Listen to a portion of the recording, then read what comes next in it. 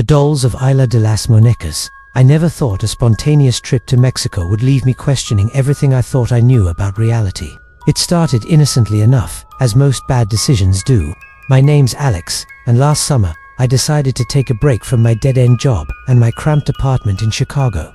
I'd been scrolling through travel blogs, looking for something off the beaten path, when I stumbled across a mention of Isla de las Muñecas, Island of the Dolls. The pictures were eerie, hundreds of dolls, some missing limbs, others with cracked faces, hanging from trees and fences on a tiny island in the canals of Xochimilco, just south of Mexico City.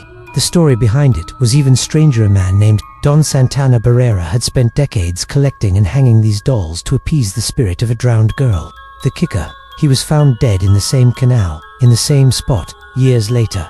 It sounded like the kind of creepy, quirky destination that'd make for a good story to tell my friends back home. I booked a flight, packed a small bag, and told myself it'd be an adventure. I wasn't wrong, but not in the way I'd hoped. The journey to Xochimilco was pleasant enough. I landed in Mexico City, took a bus to the canal docks, and hired a trajinera, colorful, flat-bottomed boat to take me to the island. The boatman, a wiry guy named Miguel, with a sun-weathered face, didn't speak much English, but he knew the island I was talking about. When I mentioned Isla de las Muñecas, his eyes flickered with something caution, maybe, or amusement. "You sure you want to go there, amigo?" he asked, his accent thick. "It's not like the tourist books say."